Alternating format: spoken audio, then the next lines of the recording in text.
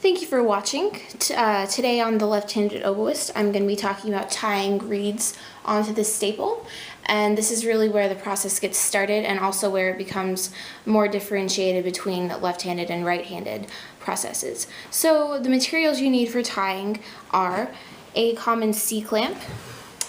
If you're not as confident about your reeds not sliding around, you need some beeswax, a pretty color of string, I always use purple, a mandrel to put the staple on, a pencil and a ruler, those are always very important, a razor blade and a staple, and a reed case to put your reed in.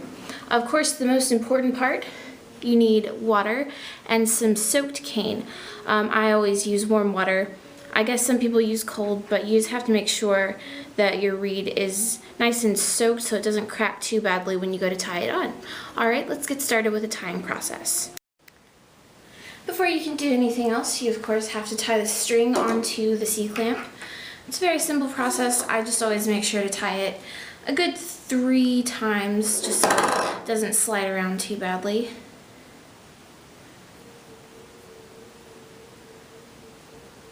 And of course, this is where the beeswax comes in.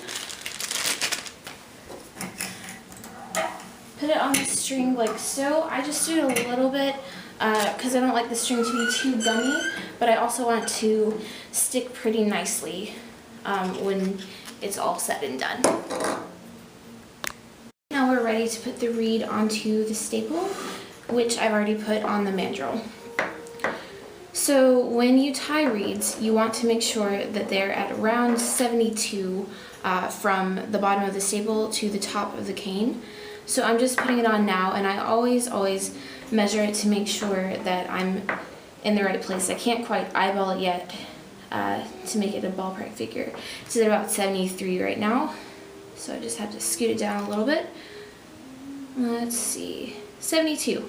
Okay, so just to make sure that I don't slip when I'm tying, I always mark it so that I know where the cane is on the staple and I won't be tempted to shift it around.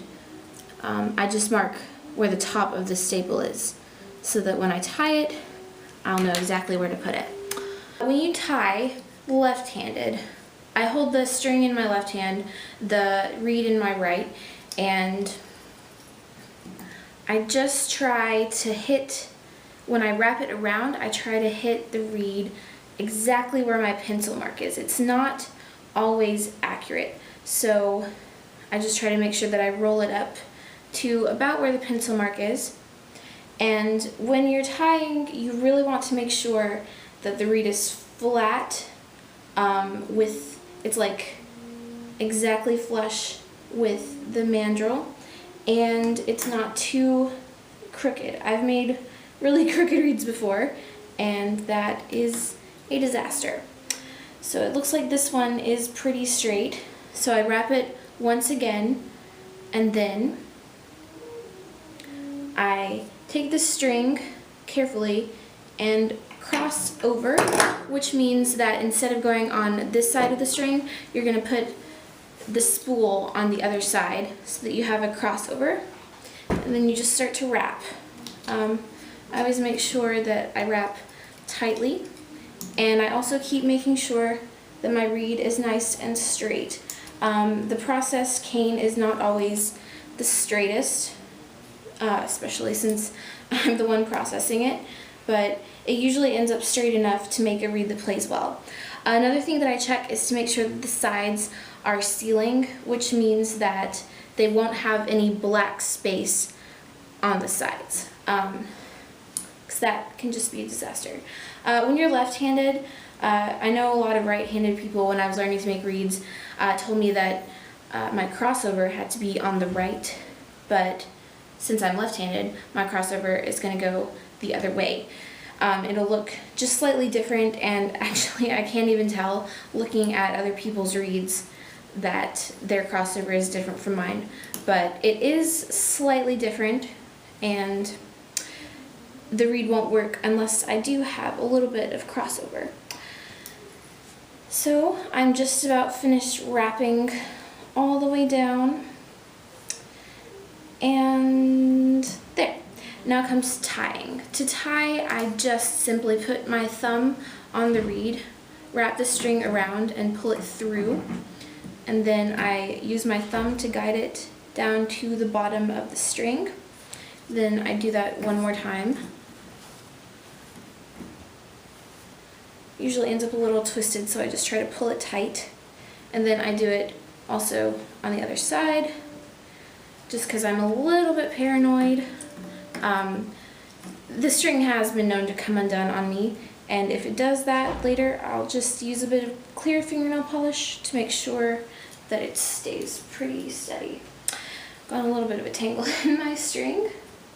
Cool. All right, and one more time, passing this through. There we go.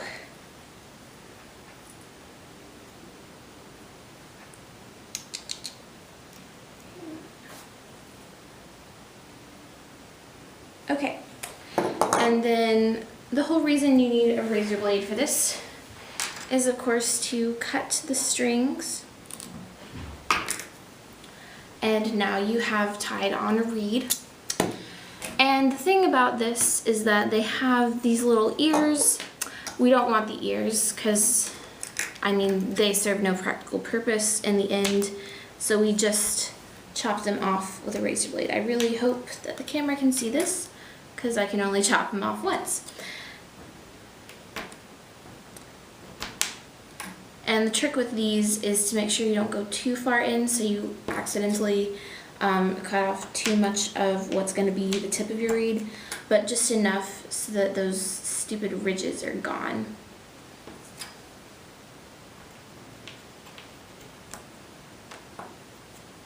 Okay, there you have it.